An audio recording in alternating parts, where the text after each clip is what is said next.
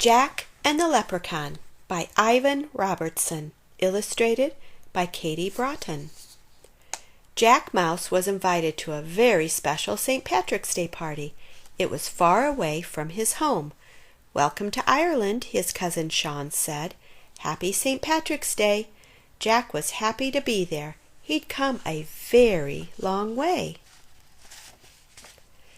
"There will be music, dancing, and lots of food at the St. Patrick's Day party," said Sean, "and there will be plenty of new things to see and do. Maybe if we were really lucky, someone might even catch Liam the Leprechaun this year." "Who is Liam the Leprechaun?" asked Jack. "Every St. Patrick's Day, Liam the Leprechaun appears with a pot of gold in one hand and a stout oak club called a shillelagh in the other," said Sean. "If someone catches him, he has to give them his pot of gold, but nobody has caught him yet, so keep an eye out, cousin." When they got to the house, Aunt Brid and Uncle Fergal were very happy to see Jack, and so were all his cousins. "See my fallatee," they cried. "That's Gaelic for 100,000 welcomes," explained Aunt Brid. "Gaelic is the oldest language in Ireland." "Oh," said Jack, "thank you."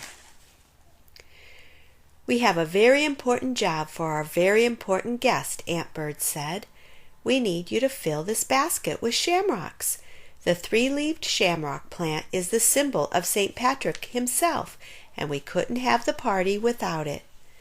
Jack went into the woods to look for shamrocks.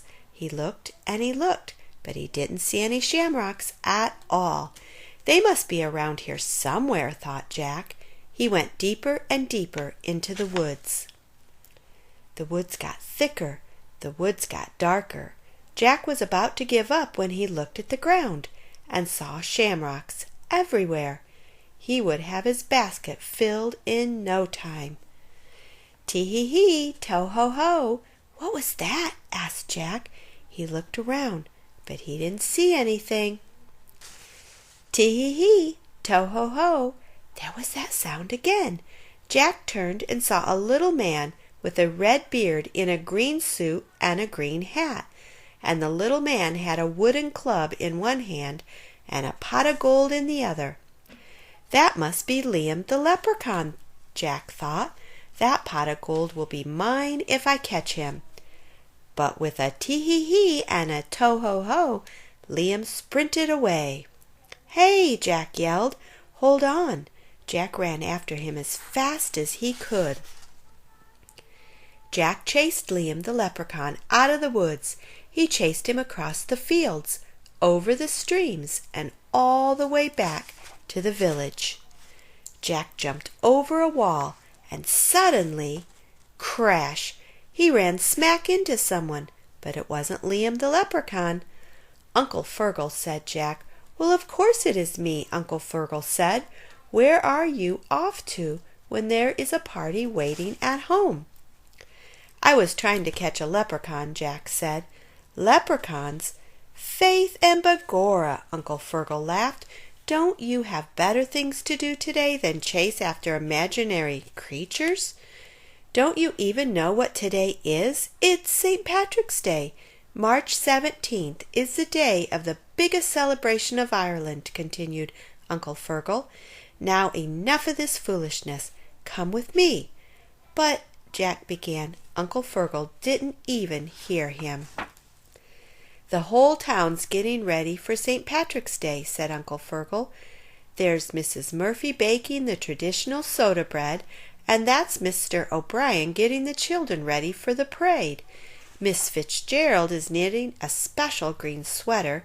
Green is the national color of Ireland, you know." "But what about leprechauns?" asked Jack. "What about pots of gold?" "Ah, you silly mouse," said Uncle Fergal. "There are no such things as leprechauns."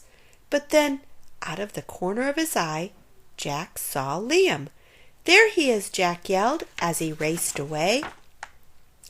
"Tee-hee-hee, to-ho-ho," sang Liam the Leprechaun. Then suddenly Liam tripped and fell. "Gotcha," said Jack as he grabbed Liam's arm, but the Leprechaun just laughed.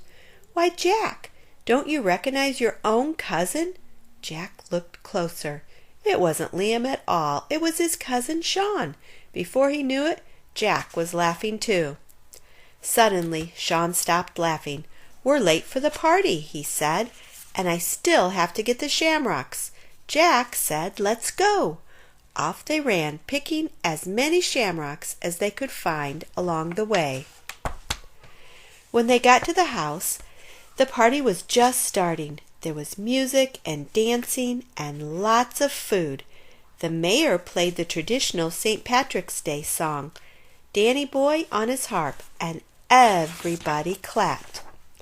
Just before the sun went down, there was a knock at the door. There on the front steps was a surprise. It was the next best thing to a pot of gold. It was a pot of cheese from Liam the Leprechaun. "Happy St. Patrick's Day!"